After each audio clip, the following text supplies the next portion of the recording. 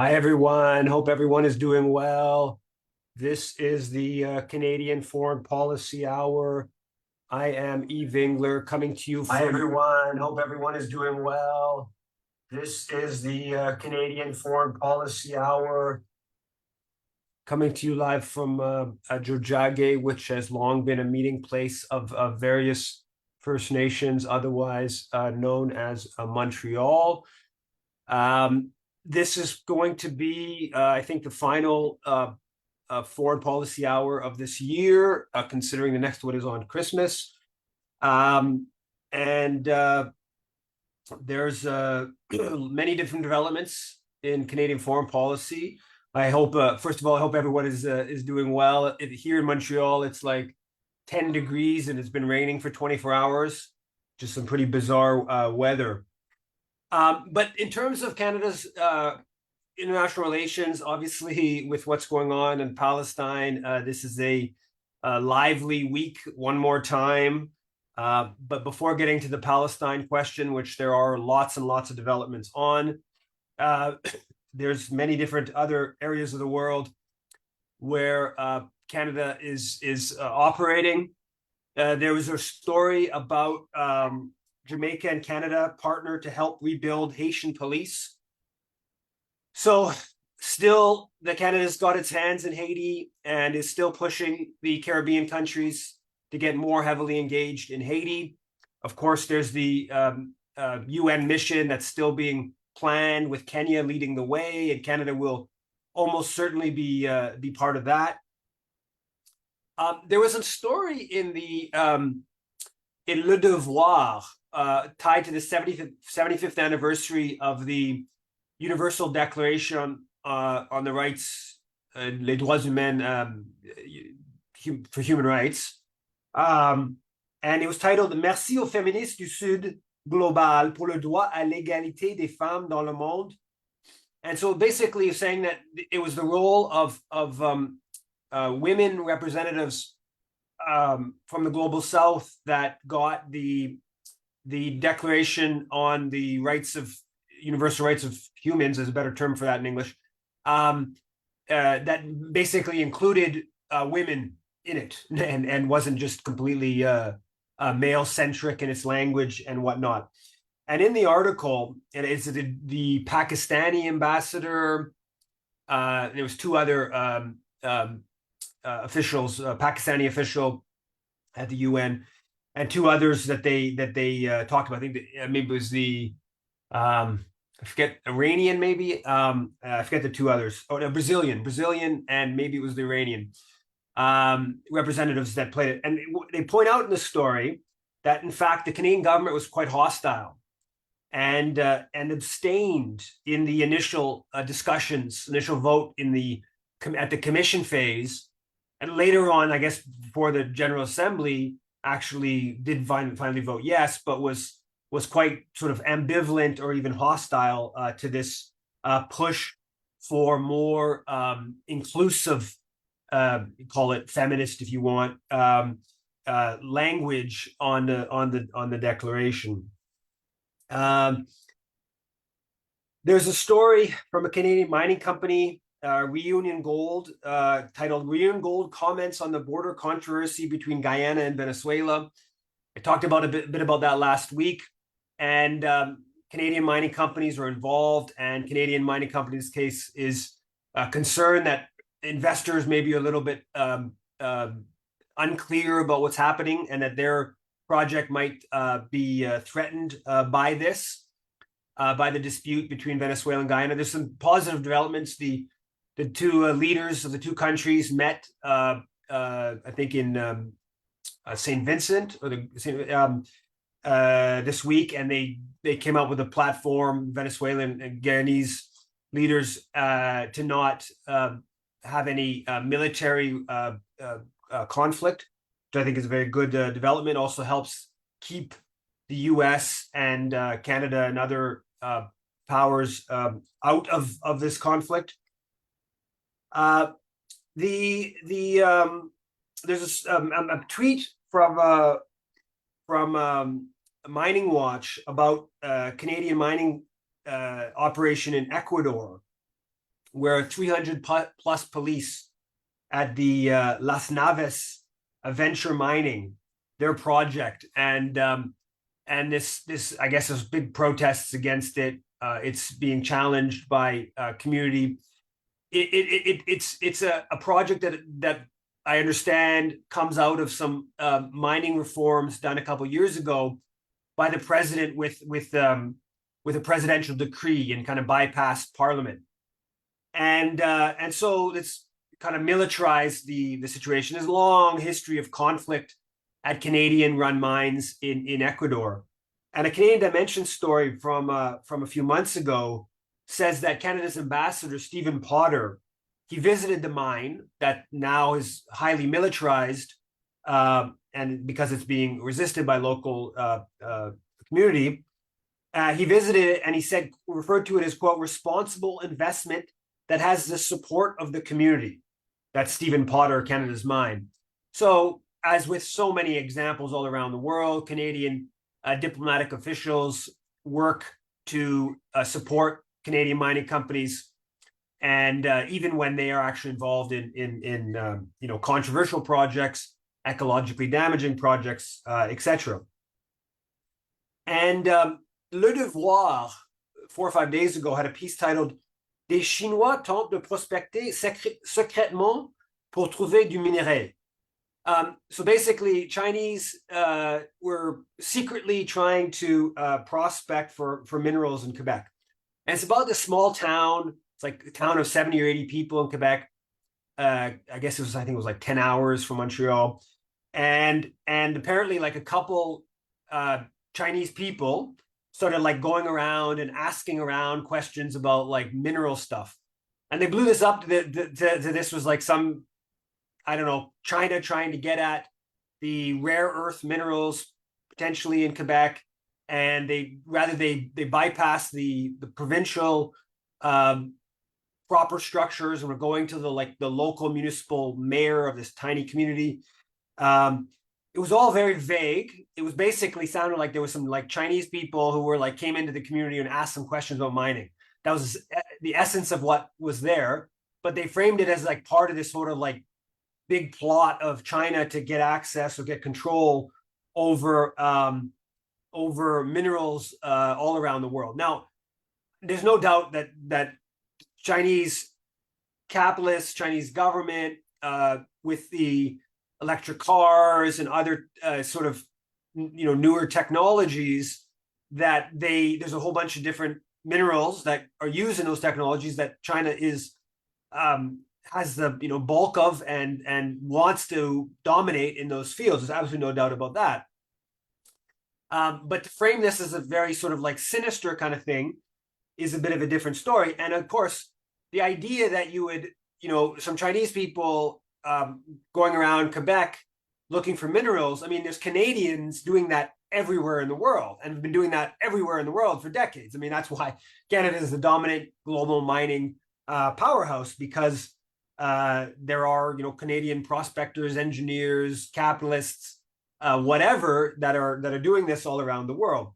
There's another story titled, "Should Canada Intervene Over Chinese Investment in Northwest Territory Mine?" So this is a constant theme that we're seeing in Canadian media and in the Canadian political realm of China, the danger of China in the mining sector in Canada.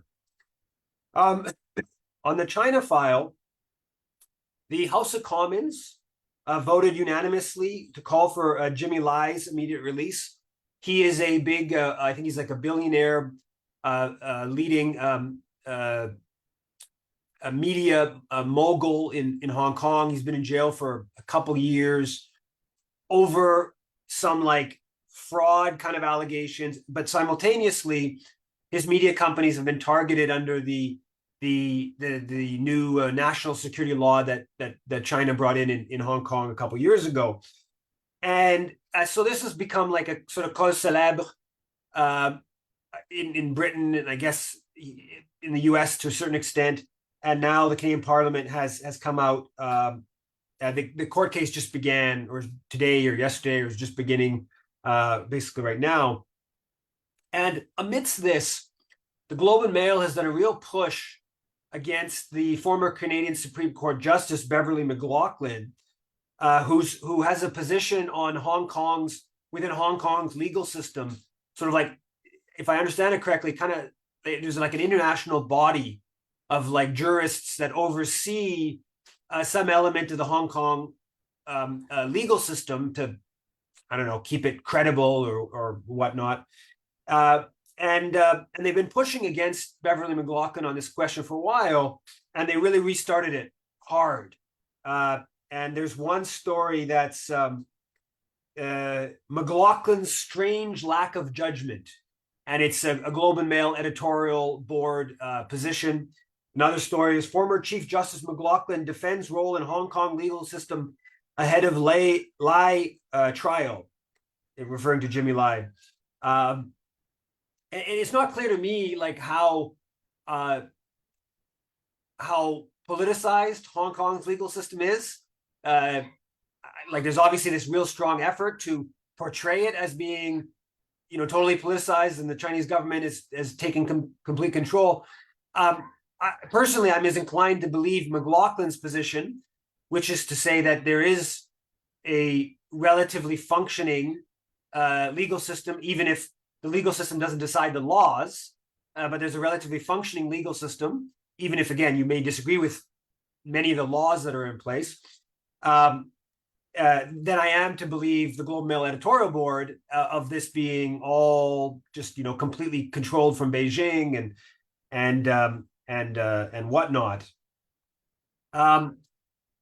The Macdonald-Laurier Institute managing director Brian Crowley said there's been, quote, a benign neglect of Canada by Washington, thereby encouraging the belief in Ottawa that Canada can embrace China and engage in domestic diaspora politics with impunity. So here's the head of the Macdonald-Laurier Institute saying that the U.S. has not been, effectively saying U.S. has not been interfering enough in Canada, allowing the Canadian government to, I don't know, woo segments of the Chinese diaspora that live in Canada that are open to or friendly towards the Chinese government. This is, of course, somebody who's all concerned about foreign interference into Canada. And but again, Washington's interference is not defined as interference. It's just the way things are. But if there's elements of the Chinese community, including, let's be clear, capitalist elements of the Chinese Canadian community who have business investments in China and have different types of relations with the Chinese government and have different interests in China, if they want Canada to be open to those interests, that's some sort of like nefarious thing. That's diaspora politics, and it's a diaspora politics that's been allowed because the U.S. has shown a, quote, benign neglect of Canada. On the front of foreign interference and the sort of double standards on this issue, the Globe had a piece titled U.S. congressional members push Ottawa to designate Iran's IRGC as a terrorist entity. And that was, it was either Bob Fife or Stephen Chase at the Globe, who are the two main like China interference writers. They don't see the U.S. pushing Canada to designate the Iranian Revolutionary Guard as a terrorist entity. That's not Chinese or U.S. interference in China or in Canada. That's just part of how politics work and a totally legitimate way of how things work. The Ottawa Citizen reported that that it's going to cost the Canadian military at least $220 million to replace some of the equipment they've donated to Ukraine. In the story, they point out that over $2.4 billion in military assistance has been donated to Ukraine since about 18, 20 months ago. Another story talks about, I think that's an underestimate too. I think it's probably closer towards $3 billion. Another story talks about Canada deploying 4 helicopters to Latvia And so the Canadian military mission in Latvia, that's still building up, right? That's still growing. And there's now helicopters, I think there's tanks, they're doubling in size. That's all kind of happening progressively. So that's still, all part of the, Canada. If you go look at this from a historical perspective, Canada has basically had troops stationed in Europe now since from 1951 to 1991, and from 2017 until today. So almost all the time, I think, a gap of 25 years or so over the past 75 years. 50 of the last 75 years has been Canadian troops based in Europe, and that doesn't look like it's going to be ending anytime soon. The Financial Times had a piece titled, quote, "West weighs seizing Russian assets." And I thought it was a very interesting piece, not for what's in the actual article, but for what it kind of says. Basically, there's $300 billion in Russian assets that have been seized, or that have been held. They haven't been, Russia's not allowed to have access to them, central bank assets and the like. But they haven't given them over to Ukraine. And there's been talk about that for a while, and Chrystia Freeland has been a pusher of that idea. But they haven't moved on that front because it has massive capitalist implications, right? It has the potential to really scare Saudi Arabia, Brazil, lots of countries that have assets in the US, China, other countries that have assets in Europe or whatever. Obviously, capitalists have are made uncomfortable by the seizure of property and wealth like that as a general rule. And then even from a more state standpoint or geopolitical standpoint, there's lots of, like I said, Saudi Arabia, Gulf countries have lots of assets in Europe. And the idea that they could just be taken makes those countries much less likely to want to, put their money in that way. And so they've been reluctant. Now, basically, because the European Union hasn't been able to give its big financial package to Ukraine, and because the US hasn't been able to give a big financial package to Ukraine, which Biden wants and which the European Union leadership want, that was blocked by Hungary, by Orban a couple of days ago, and been blocked by the Republicans in the US. Basically, Ukraine's going to run out of money coming up pretty soon. And so they're now recharging the idea of taking these assets that are Russian assets and handing them over to Ukraine as a way to alleviate this political problem with regards to financial flows from Europe and the US to Ukraine. And so to me, this is a sign of the decline, really a decline of like NATO power and NATO politics. And they're doing something that they know will be damaging to the medium and short-term interests of these countries as sort of hubs of global investment and safe places for financial wealth and whatnot, because they have a short-term political problem in terms of their proxy war. They know that Ukraine will if they run out of money, theoretically, presumably it could come all collapsing down fairly quickly. And so the fact that they're talking about doing this with Russian assets in response to their short-term political problems, I think is quite, it says a lot of the political situation. The Globe had a commentary from Gary Mason out there in Vancouver. I think he's a weekly columnist at Globe, not a very insightful person as a general rule. And his column was titled, "What's at Stake in Ukraine? ? America's Future." And it's very, hyperbolic, like the whole world, US come collapsing down.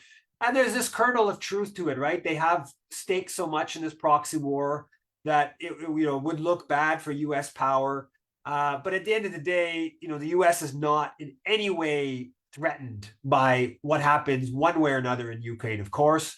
And that's why it's always been understood that Russia has a lot more on the line and is likely to outlast the U.S. and NATO because it has genuine security threats with regards to if Ukraine becomes a Western bulwark, and if Ukraine becomes not just a Western bulwark, but a fairly powerful Western bulwark. Ukraine's a pretty big country, and it could be a fairly powerful player.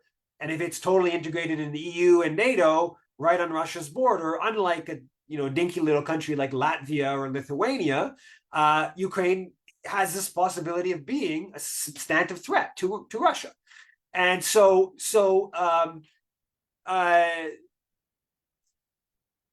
Gary Mason is trying to hype up the need to really double down and whatnot. Same thing, the editorial the same day as the Gary Mason column. The editorial board had a column titled "The West Must Never Give Up on Ukraine." The West is obviously going to give up on Ukraine. It's becoming increasingly clear that's going to happen. It was fairly clear from the get-go. These dynamics were fairly understood. You read like what Mersheimer is talking about going back in 2015, repeated endlessly about these dynamics, obviously very well understood by the planners in Washington. Again, I've been on record many times. I don't like Russia's militarism. This isn't a justification for what Russia's doing. This is a commentary on the reality of geopolitics. And it would have been much better for Ukraine to not have gone along with the NATO countries pushing them in a disastrous direction of fighting to the last Ukrainian. And the front page of the Globe today has a big long piece about two different Canadians fighting, and they're basically bemoaning how Ukraine is not the top item on the news anymore, and how horrible the fighting is on the front line, and just how devastating it is. And there's more of these stories about these suicide missions. The propaganda, they talked about crossing the Dnipro, the Ukrainian forces crossing and having a little bit of a beachhead. That was a couple of weeks ago.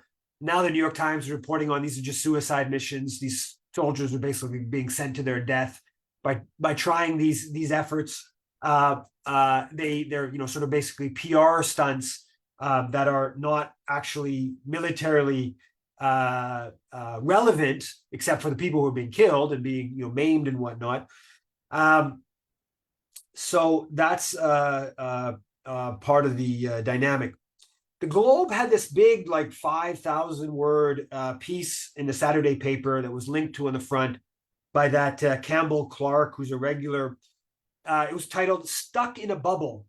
Canadians Don't Realize Just How Critical Foreign Policy Is to Their Security and Prosperity.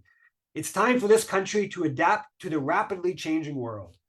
And the main conclusion in the whole piece is just that we have to spend more in the military, which is not a surprising conclusion from these people. But this is supposed to be the more like sophisticated end of the establishment, not just over the top propaganda. And in the piece, Campbell doesn't I don't think he says anything about the U.S. empire and what the U.S. does. I don't think he mentions what's going on in Gaza and Israel. I don't think say anything about the climate crisis, and mostly focuses on spending more in the military, the reality of foreign interference. It's the Chinese and the Indians who are engaged in Canada and this and that. It's really remarkable. This is supposed to be like sophisticated commentary, and all that's left out is just stunning. But again, this is the mainstream debate, right? In the mainstream debate in Canada's foreign policy, it's one of just to the extent there's any critical questions, it's kind of comes from the right. We're not spending enough on the military. We're not pro-U.S. empire enough. We're not deferential enough to Israel, etc. On Israel, it's just unbelievable to see what's keeping coming. It doesn't, one horror after another. the bombing of the Al Jazeera main bureau chief a couple days ago. They killed the cameraman. They hurt him. They had blown up his whole family 3 weeks ago as a warning. He kept reporting, and so then they went after him. Didn't kill him, but again killed his cameraman. The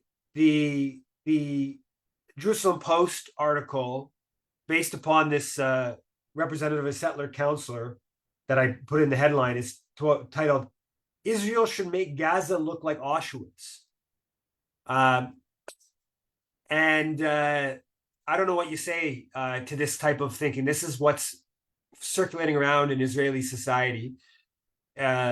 Basically, they want to just drive everyone out of Gaza, put them on boats. This is the suggestion in the commentary, and send them to Lebanon, to refugee camps in Lebanon, and turn it into a museum of Israel's power. It's just, it does give, people talk about Zionist Nazis. It's almost like they're self-consciously going down that path. There was further confirmation about the tally for October 7th, Hamas's attacks, and the now updated numbers are 695 Israeli civilians, including 36 children, 373 Israeli security forces, and 71 foreigners killed, for a total of 1,139. So that's down now from initial was the 1,400 plus, then it was the 1,200. Now it's down from there. According to Dimitri Laskaris' calculation, I'm not sure this is exactly right, but because I think 36 would, but it's about 300 times more children that Israel's killed than were killed on October 7th. I saw one number I saw was actually 26 children. I'm not sure if it was a typo. But nonetheless, hundreds of times more Palestinian children have been killed. Yara Sachs, who's a Toronto MP, who's in the cabinet now, she has a post which she says, "What distinguishes the civilized world from Hamas is that we do not lose our humanity in this moment." She's Israeli. She's an Israeli citizen. She's an Israeli Canadian. We do not lose our humanity in this moment. I find it always striking to see people who claim to support Western civilization referring to Israel or what's going on as a civilized world, right? It's like the most damning comment on Western civilization when you're talking about killing 10,000 children, and that's supposed to be like the upholder of Western civilization is the force killing 10,000 children. But they don't seem to notice that. And David Weinberg, who's the Center for Israel and Jewish Affairs bureau chief, or their main person in Israel, he has a commentary where he says humanitarian concerns, both for the 100 or so Israeli civilians still held hostage by Hamas, and for the hundreds of thousands of Palestinian civilians held hostage by Hamas, must be secondary.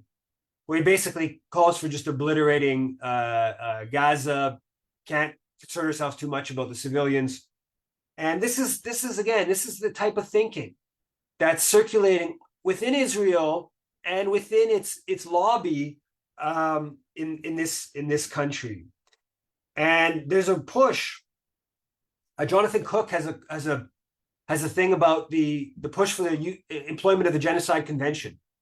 And he says there's a whole bunch of countries they're talking of pushing the Genocide Convention, which I believe goes to the International Court of Justice, which is the UN court.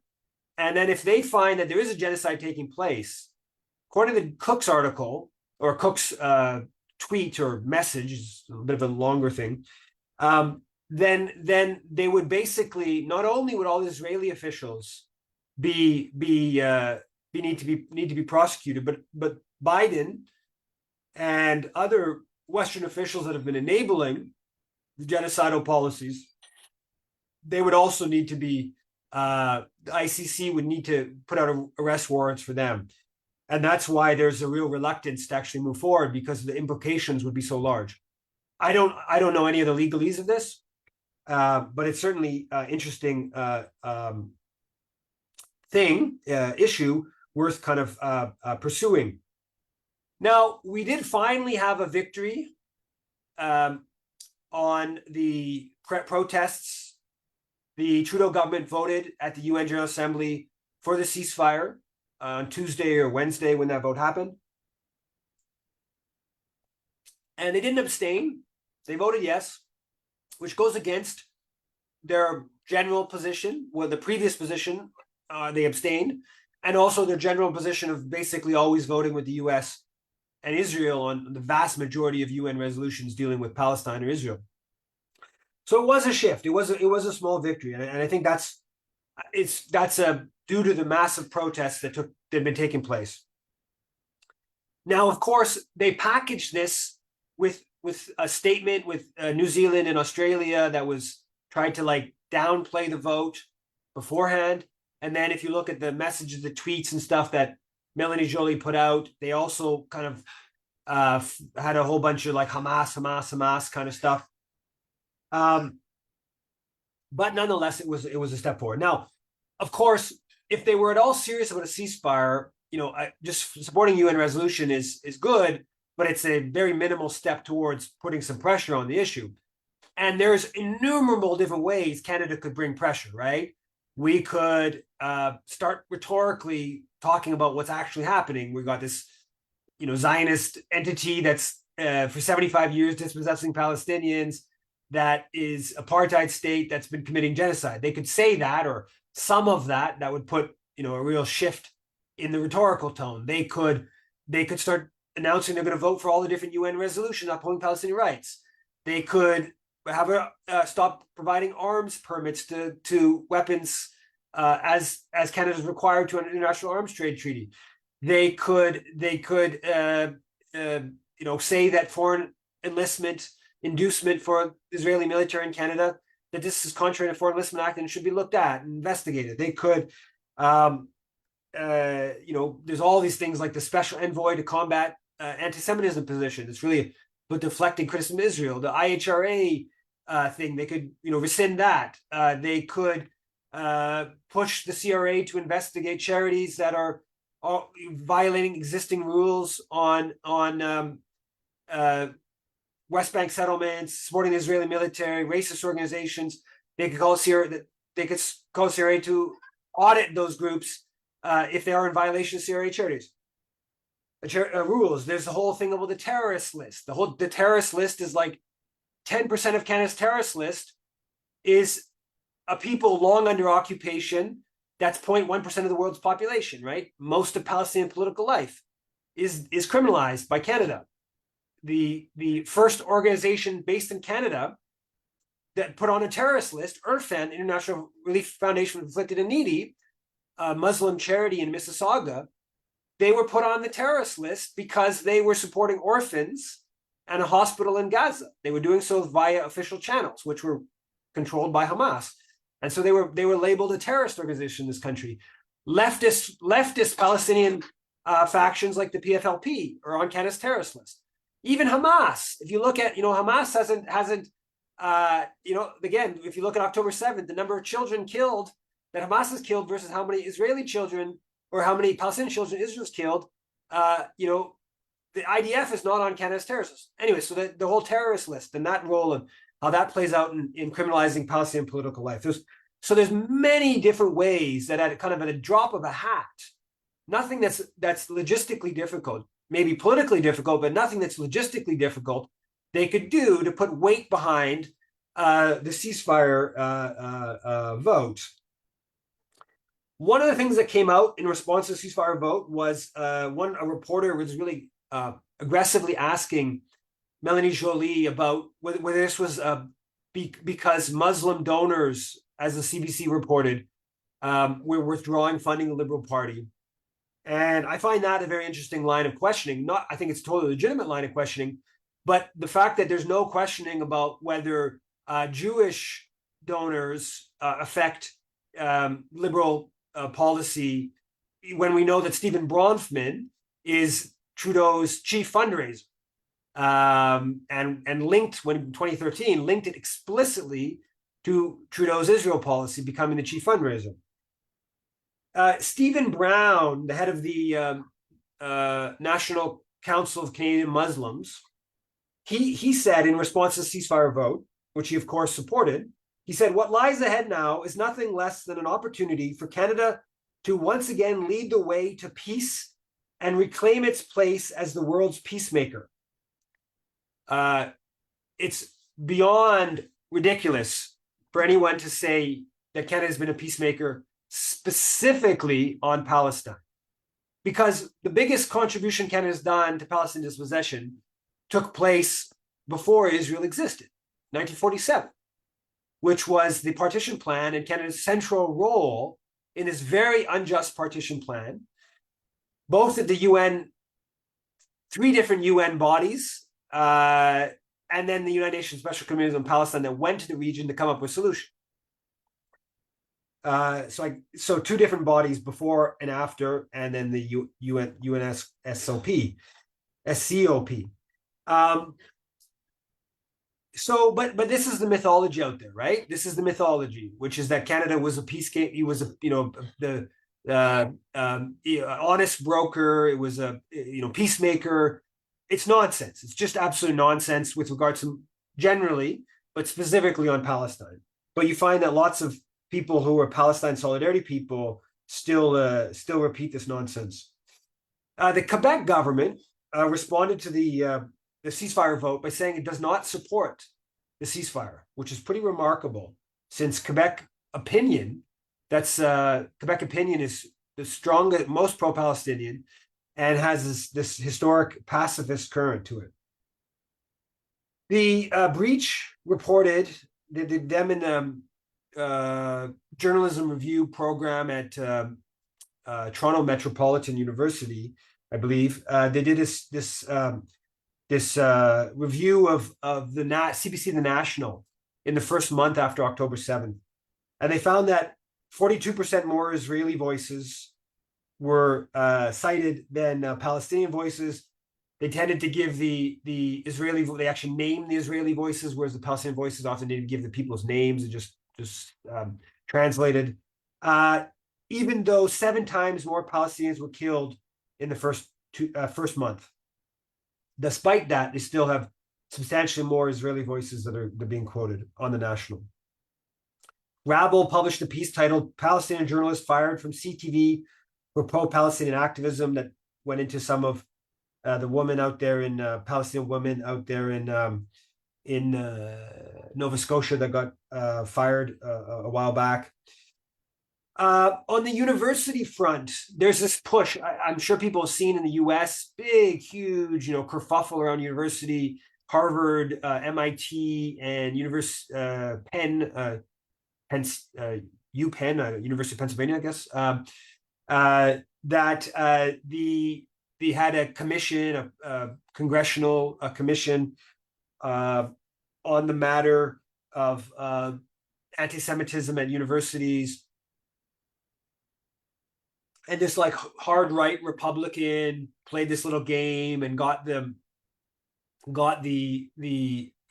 hours and hours of testimony, played this little game where it got this thing where the president of the university said that a call for genocide against Jews would not necessarily violate the policy, but that was not what was actually asked, which was, they started off with, "From the river to the sea, Palestine will be free."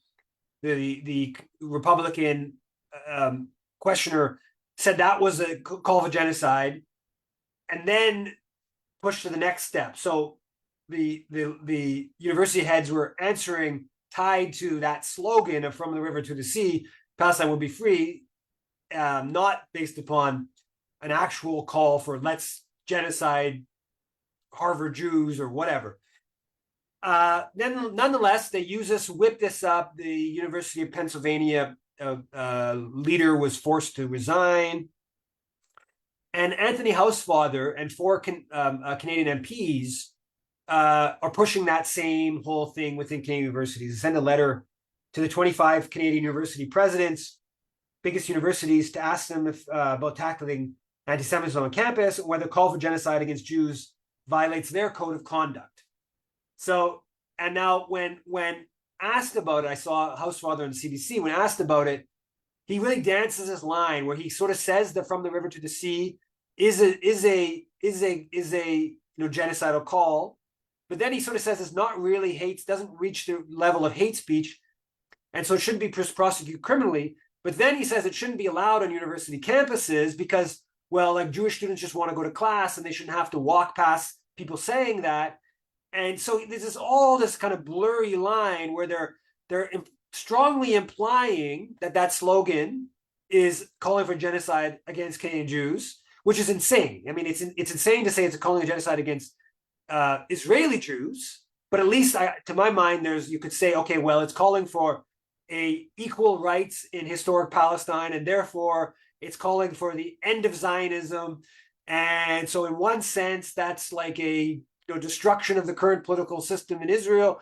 Okay, so there's a certain logic to that, but the idea that it's calling for like anything to happen in any way or one way or another against a Jewish person living in Vancouver is just like so many steps removed. But this is where they're at, right? This is where the whole logic is taking us. And so they're pushing on the campuses. Avi Ben Lolo, the former head of the Simon Wiesenthal Center, he has a piece in National Post saying, we are engaged in an ideological war against a radical left-wing movement about what's happening on campuses. The Gray Zone about the U.S. situation has an interesting piece about the people behind this real push on these campuses is actually a law firm that's a registered Israeli foreign agent in the U.S. Registered Israeli foreign agent driving contrived campus anti-Semitism crisis that delves into the individuals making these claims, the students making these claims at the universities, and the law firm, which is Trump's ambassador to Israel, Friedman, his law firm that's behind a lot of this.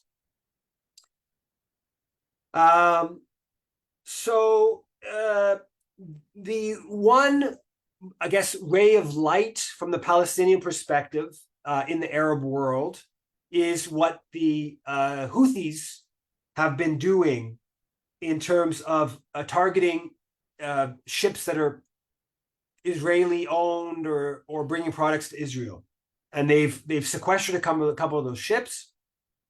That's led to a real panic. Now there's talk that a number of four of the five biggest shipping companies saying they're suspending shipping through the Red Sea. Just now, Al Jazeera is reporting on the U.S. Secretary of State Lloyd Austin, who's in Israel and has just announced a coalition that's going to send naval vessels to push back against the Houthis. And apparently Canada is going to be part of that coalition. It's all Western NATO countries except for Bahrain. I guess they've got Bahrain to provide a fig leaf of Arab or Muslim backing for this. And we don't know more details than that, but presumably that will come out in the next day or two. A bunch of the pro-Israel commentators, right-wing journalists are all panicked about a protest of like 20 or 30 students at Garthwood Park Public School in Mississauga. And they were apparently the grade 4s and 5s who marched along the sidewalk by their school chanting Free Palestine, ceasefire now, had Palestinian flags. And they're all about, indoctrination of young kids. I just published a piece about it. And there's, of course, long history of grade school kids participating in protests, environmental issues, safety issues. I myself participated in a walkout in grade 6. It may have been grade 7, but I think it was grade 6 against the first Iraq War in Vancouver. There was a citywide walkout. I remember taking the city bus downtown with friends for this protest. I think there were thousands. I'm pretty sure there were thousands of us that marched. And so there's a long history of it, but they're having a big panic about this. And in the piece, I point out that it's really hypocritical for pro-Israel people because the indoctrination, they're attacking the schools as like hubs of hate, but the indoctrination that goes on in kindergartens, in daycares, in grade school, high school, within the Jewish schools in their pro-Israel is off the charts. And I detailed it, amply in different places. And so claiming that young Arab and Black kids in Mississauga are being indoctrinated in the pro-Palestinian when there's all, if you go to the Israel Day March here in Montreal, a big chunk of the crowd is just kids being bussed in from the Jewish schools, right? They bus in hundreds, if not thousands. So then there's no sort of uproar about that. Last week, I played that video of the Hampstead mayor, Jeremy Levy, saying that he would be okay with killing 100,000 Palestinian children because good needs to prevail over evil. Good would be the killing 100,000 children side. He, in response to it, it's like 1.3 million views. He was forced to put out a statement on Facebook, which the Montreal Gazette picked up. Russia Today did a story about it. So it was a small little victory in pushing him a bit on the back foot on his level of craziness. Now, yesterday at the Eaton Centre in Toronto, there's this on X or on Twitter. There's a whole uproar of the pro-Israel voices, a total uproar about this guy who's got his face covered. They're claiming, I can't hear this, but they're claiming he said he was going to put somebody six feet under. So he was going to kill somebody. He was threatening to kill somebody. This is the image. You see a couple of police officers. The guy's like face covered. He's clearly angry. He's clearly like gesturing aggressively at somebody. And what's interesting about it, they would just as example after example of these sort of like uproars of these pro-Israel people on these things, always trying to change the channel from the killing that's happening in Gaza. One of the things that's interesting about it to me is that it comes from Mayor Weinstein, the former head of the Jewish Defense League, right? Jewish Defense League, of course, is a banned terrorist group in the US. Now, Mayor Weinstein's good. So if you go on Mayor Weinstein's Twitter account, he's got all these posts from the mall, including this one that's been viewed like 4.2 million people. And the same video that Mayor Weinstein's posted is also posted by Joe Roberts, who is the head of, he was former head of, what are they, DSA, Democratic Socialists of America, Canada branch. And he's the head of, not Peace Now, one of the other liberal Zionist groups that's sort of anti-Netanyahu, but liberal Zionist. Forgetting what group it is now. But the point here is that what we've seen in the last couple of months is the alignment of all across the Zionist spectrum, from like the openly fascist Jewish Defense League to the liberal Zionist Joe Roberts. Joe Roberts shares a video from Mayor Weinstein, right? Without any sort of sense that so ostensibly he's like in total opposition to the JDL, and these JDL is, far right, fascist, whatever. But what's happened is a collapsing of all the Zionist spectrum, right? And I think you've seen that in the US as well, with the exception of Jewish Voices for Peace in the US and Independent Jewish Voices. The Zionist milieu has all gotten totally behind Israel's policies since October 7th. I was viciously attacked 6-7 years ago when I wrote about how the JDL had all these ties to the Jewish establishment in Toronto, and it was attacked as, this is terribly anti-Semitic, and these people who were called themselves anti-fascists were, because they were critical of the JDL, because the JDL does things with the English Defense League and all these openly racist fascistic groups. So they're very critical of the JDL, but they didn't like the fact that the JDL does. I mean, they legitimately have ties to B'nai B'rith, they have ties to CIJA, and it made them very uncomfortable to point that out, even though it's true and it's gone. This isn't something that's new; it's gone on for a long time. But what I've seen the last couple of months is a further sort of consolidation of those ties. I've gone on for too long again. I guess I'll just maybe kind of end with a couple things. The Assembly of First Nations put out adopted a resolution calling for ceasefire, denouncing, quote, all forms of violence against Indigenous peoples, supporting an end to the violent, illegal occupation of all Indigenous peoples' lands in reference to Palestine. This weekend, you had 30 cities, 29 cities at least, that had protests. Here in Montreal, 11th week, more than 3,000 people marched. Remarkable level of protest. I think I'll just leave it at that. And if people have comments, questions, I know Laura couldn't make it. She's doing an action tonight, so she's not here to co-moderate. But I'll do my best to see all the hands that are up. And yeah, if anyone has comments or questions, go ahead.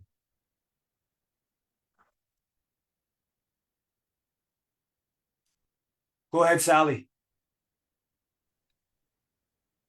My husband just had a great idea this morning. You were talking about ways that Canada could speak up, and show that we actually aren't supporting Israel. And he suggested that Canada could actually say, given we've got this humanitarian impulse now on the part of Israel to just get rid of all the Palestinians and have the other countries of the world take them, maybe we could just say, Canada, let's lobby to return Canada Park, and let Palestinians move there to the 3 villages that lie underneath the park. And we could also begin with John Baird Park, because after all, that's just outside Gaza. Wondering what you think about that. Well, I mean, I think it would be very rhetorically strong. I don't think it's a realistic proposal from Israel's perspective. But yeah, I mean, there's all kinds of ways in which, if you had a government that was interested in trying to, sort of have a genuine ceasefire, or better put, push back against the horrors that Israel's committing, there are many, many different ways in which you could do that, just rhetorically. Like, so for instance, you could, taking that kind of example, you could say, if you're going to call it Canada Park, Canada wants Palestinians to be allowed to live there. If you won't let Palestinians live there, then we want you to change the name of the park, for instance, right? I mean, in all kinds of ways.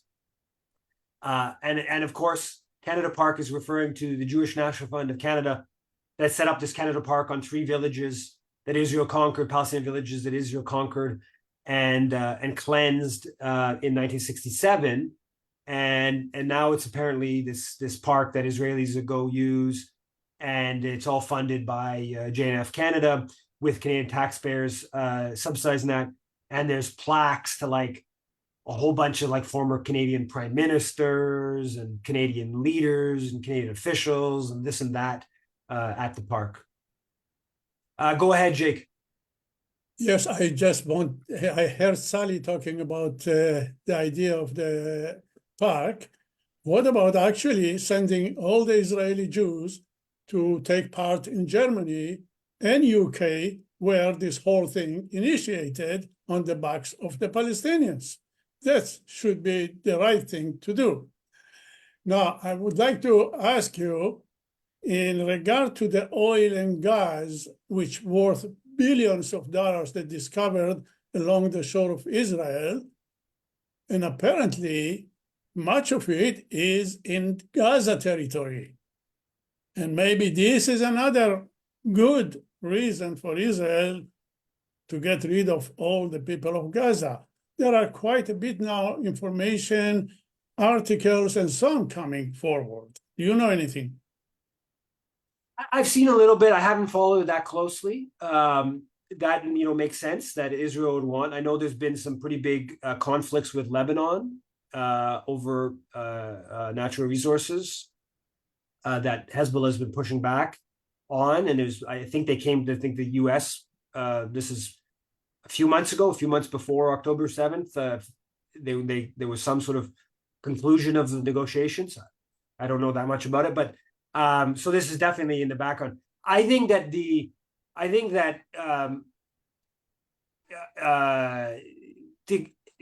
I wouldn't.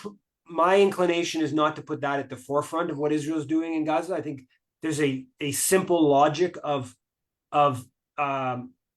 colonial violence and colonial reprisal.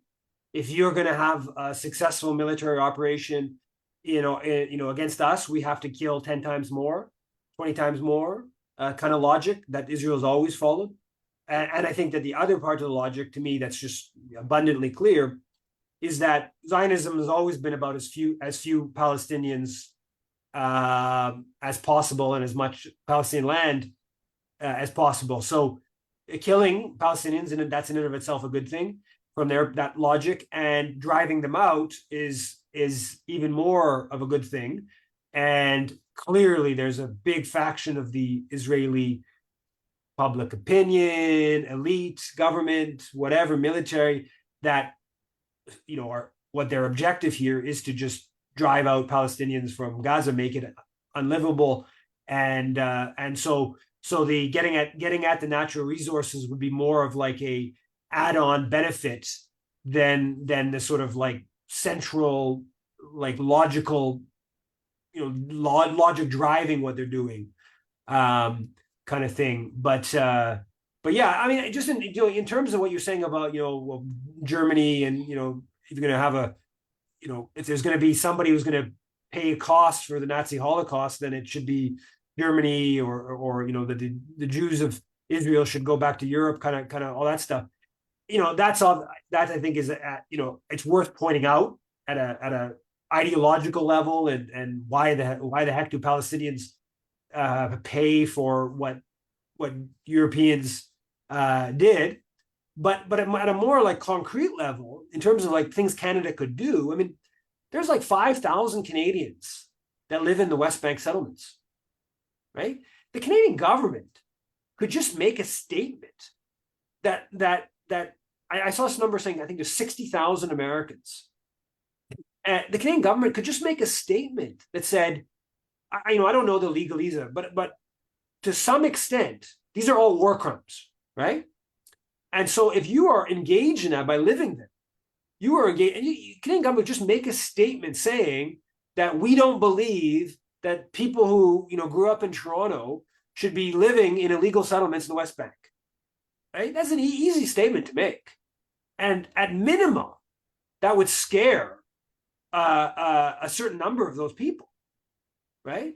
So like there's all these kind of like really simple things that are totally aligned with international law that can be done if you actually wanted to put weight behind the notion of a ceasefire, or better put weight behind the notion of restraining Israel's barbarism. Go ahead, Carly.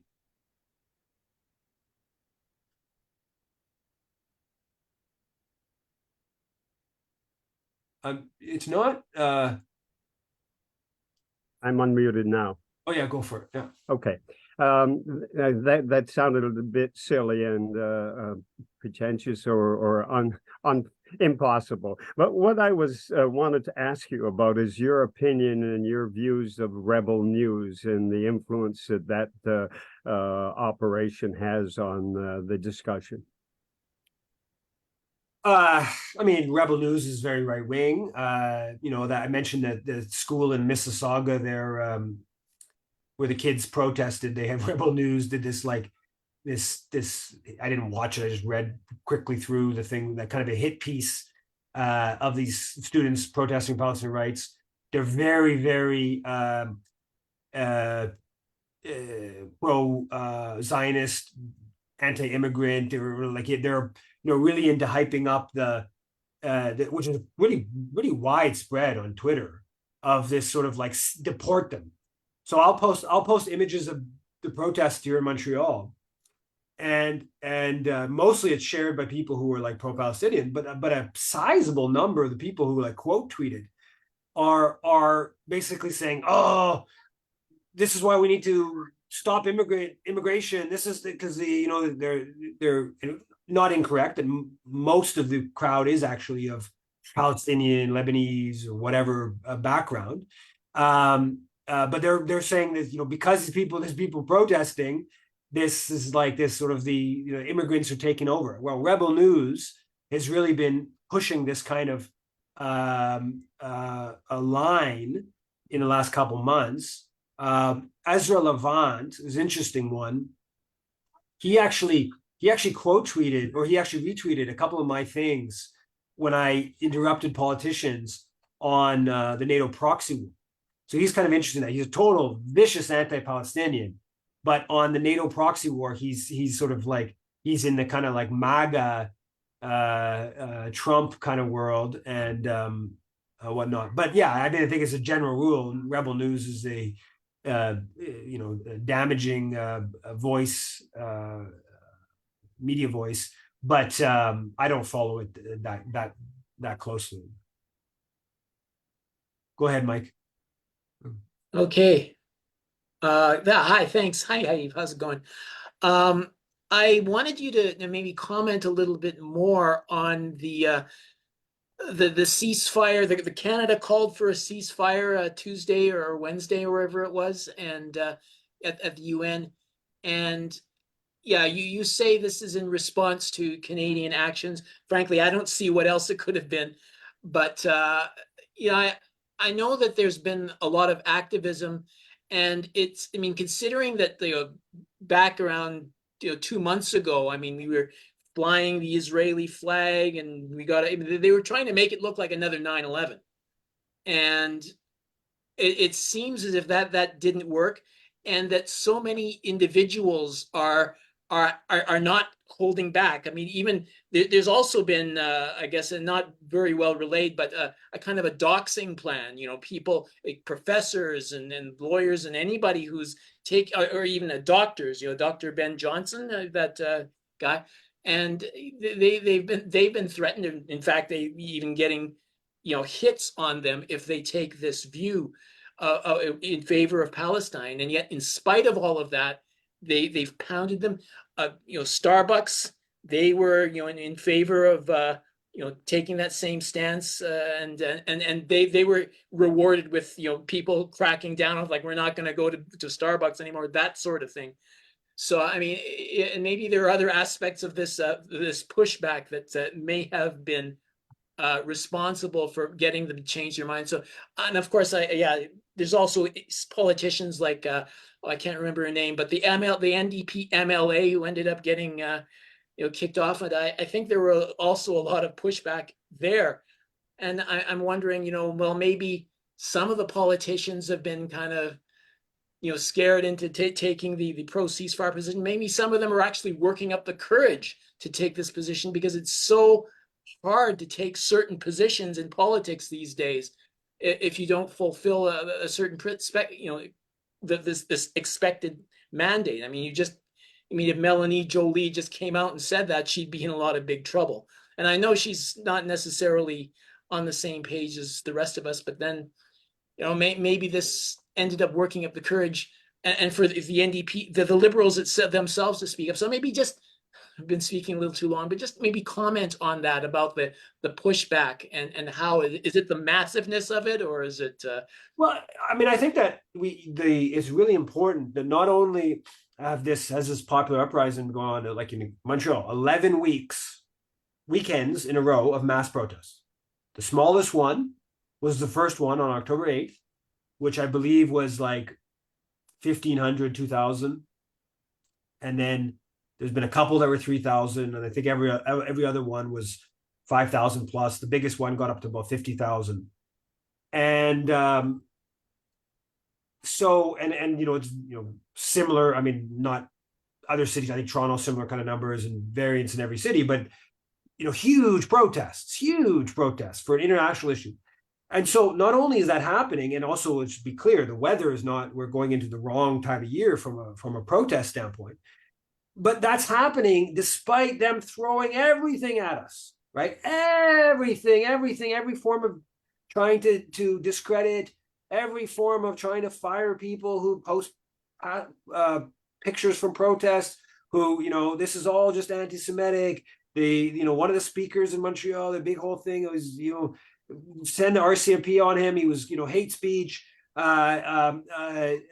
Just this like array of firings. You mentioned, scaring politicians from never attending, and on and on and on, and university campus attacks, and just an endless assault of like, these are the worst people in the world. This is right, and yet huge numbers keep coming out. So it is not just a mass protests, but also doing so despite a very hostile climate. Go ahead, Bama. Yeah, I was just going to say to follow up on that, let's be mindful that so far, Melanie Joly has used the term détente, but Trudeau, nobody in the cabinet has actually said the word ceasefire. Only person who's used the word ceasefire is Bob Rae at the UN. And so let's be mindful of that. And I think there is also a geopolitical context. There's a bigger piece here. Of course, the protests and all that play a role. But if you look at the position of France, for example, right, which has been pretty much, I would say maybe at the third week onwards, they were starting to call for a ceasefire. So Macron has been in the forefront of that. I think it was just becoming untenable at the UN, right? The global South, it just, I can't imagine how Canada would have survived this reputation and whatever if they had said no to that vote. So it was almost like, and this is after, and let's also be mindful, this is not just because they thought it's the right time. This is, the world is collapsing in on Israel. And I think just to be able to continue with the storyline that they had before is just simply was untenable, despite including the domestic pressures. So yeah, and I should say, as part of that, it was very concretely the Palestinian Authority, the Turkish ambassador, the Jordanian a handful of Arab ambassadors held a meeting a couple of days before with Trudeau and Joly, I think on a Saturday, the Saturday before the vote. I guess the vote was Tuesday, so 2 or 3 days before, and variations of that were playing out all around the world, right? And as part of the whole game going on at the UN is all these Arab countries kind of getting together as part of putting pressure basically on the US to stop, providing that cover for Israel. And so there's this sort of international diplomatic game going on by Arab and Muslim countries that included putting pressure on Canada. So there's no doubt that that's also part, and France and the fact that Canada could, they did this statement with Australia and New Zealand, who also voted for the resolution.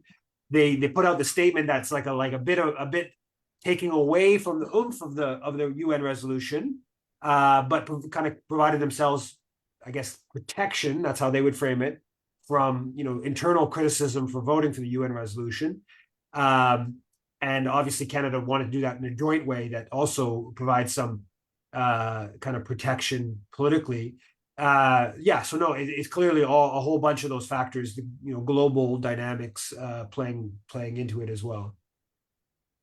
Go ahead, Elizabeth. I think this is going to be the last question because we're okay. It's just a lot. I've been doing so much thinking, and I've been on so many webinars and so many films and so many this and that. But first off, Canadians we have not been bullied like this ever. The average Canadian, we are being treated as if we are a people of color or poor or something. This is how the rest of the world that isn't us is treated. You do this is what's going to happen to you. And the Zionist movement has come into Canada. It's been sitting quiet for decades, waiting for this moment. And there's nothing stopping anybody in the government to say, shut your mouth, you don't exist. And I want to know, who are the Zionists? They are not Jews. They're Jewish background, but they're not the Jewish faith at any level. They have nothing. You see what they are doing. They have broke 10 of the 10 commandments. They have destroyed what they call the Holy Land. Nothing is going to live on that land for decades. Not a scrap of grass, not a blade of nothing. And they have destroyed it. They're wanting to take over. And Canadians better wake up and tell them to go bury themselves in the rot, because that's what they are. And they've done it to Palestinians, and we have done nothing. We were like, oh, all the Nazi fascists were put in prison. They were not. I saw a documentary, I'll finish with this, where this daughter was talking about her father, and they had just got off a ship. They came to Palestine, and this was to be Israel. And they thought nobody was there, and they are all traumatized. And her father told her this. We were standing there, and all of a sudden we see these soldiers shooting at these people. We didn't know even who they were, and forcing them. And this man they were told to stop. And the refugees, which were the Jews, traumatized, watched, and this man, something dropped out of his pocket, and the soldier Israeli picked it up and put it in his pocket. And he said to his daughter, that is precisely what the German guards did to us. There is something so terrible about Zionism. It is not just a bunch of militarized atheist Jews. It is not. And that's what's so serious. And Canada better really put their foot down. But we're nothing but nice people. Well, I'm sorry. I am devastated. What is going to happen to those beautiful Palestinian people? The trauma. They have nowhere to go. They have no food. They have no medicine. They have those infrastructures that Israel has totally destroyed. They were decades old, over hundreds of years old. And the Palestinians looked after that Christian church in Jerusalem for nothing. They asked, will you take care of it? The Christians did. They had to flee. And they said, not a problem. They've been doing it for decades. They've been doing so much for decades. And when we find out, we should be so heartbroken and so angry that the whole world has left them sitting there being bombed day after day after day after day. And they shot they are the worst soldiers in the world. They shot their own people, and they were waving a flag. They thought they were probably Palestinians. And that nobody even says, well, why are they shooting defenseless Palestinians? They just shot their own people. And that's what happened. Most of those killed on October 7th, the Israelis were shooting their own people because they didn't know the difference.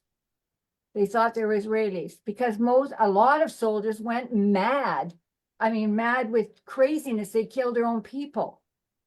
So I agree with everything you're saying, but enough. These groups, I never heard of Zionists my whole life. I mean, I knew nothing about this.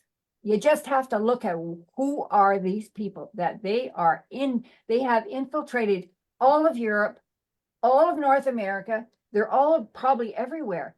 They are nobodies, but they obviously are, because they're making rules in our country now. We have a law that when I want to share something on Facebook, well, no, it's no against. And then Trudeau did a stupid law that means we can't even share stuff that the government of Canada wants us to know on Facebook. So that's. I think it's I think it's a little bit more deeply held than the idea of just, there are the Zionist nature of Canadian political culture is deep. It's not new. It's not just because of some specific lobby groups. Those specific lobby groups have become very influential. But if you actually trace the history, this is not. Yes. This is a century and a half old. Right. This is this has been within Christian imperial British thinking for a long time, and obviously with the emergence of the Jewish Zionist movement in the late 1800s, large swaths, and now the majority of world Jewry, and including Canadian Jewry, are supportive of Zionism in Israel. So there's there are many different factors that are going into all of this, but this is deep, is much deeper in the kind of imperial culture. But no, there's no doubt that it's absolutely beyond belief what's happening. Like, it's absolutely beyond belief.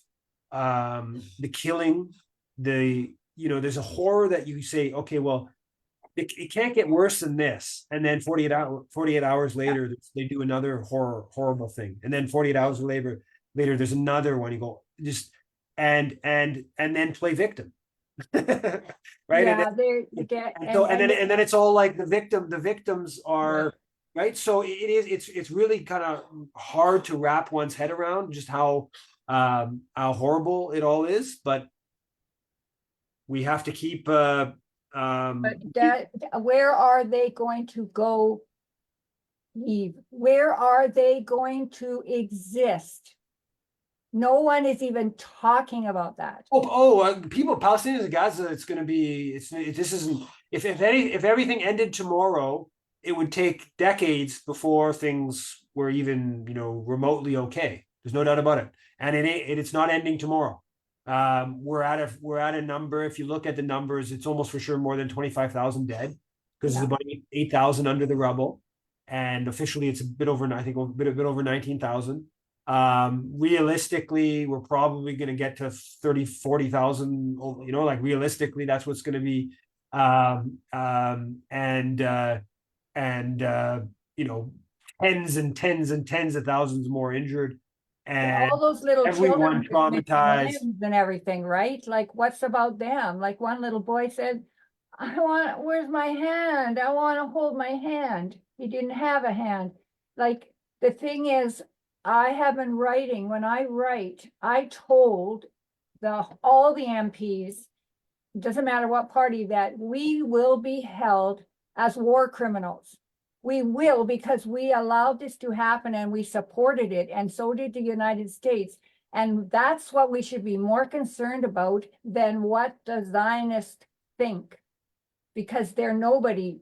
That, in the end of all this, unless the world goes to the dark side, the Zionist movement will be banned.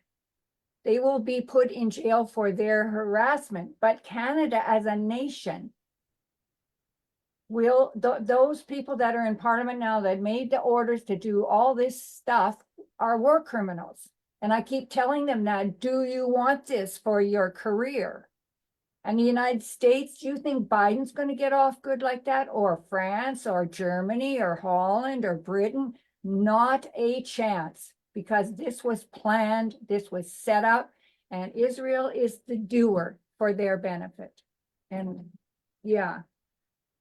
So we have a lot more power.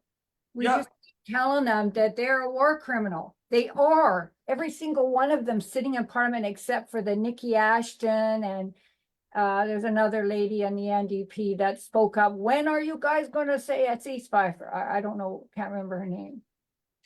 So it's way past 7. Happy holidays to everyone. Happy New Year. I'm going to be in Uganda for a few weeks, so I'm not sure about the first the shows in early January, but I'll if they start back up on I think it's January 2nd. If I decide I can pull it off, then I will, of course, email. Otherwise, best New Year's to everyone, and happy holidays. Take care. You too. Thank you, Steve. Sure.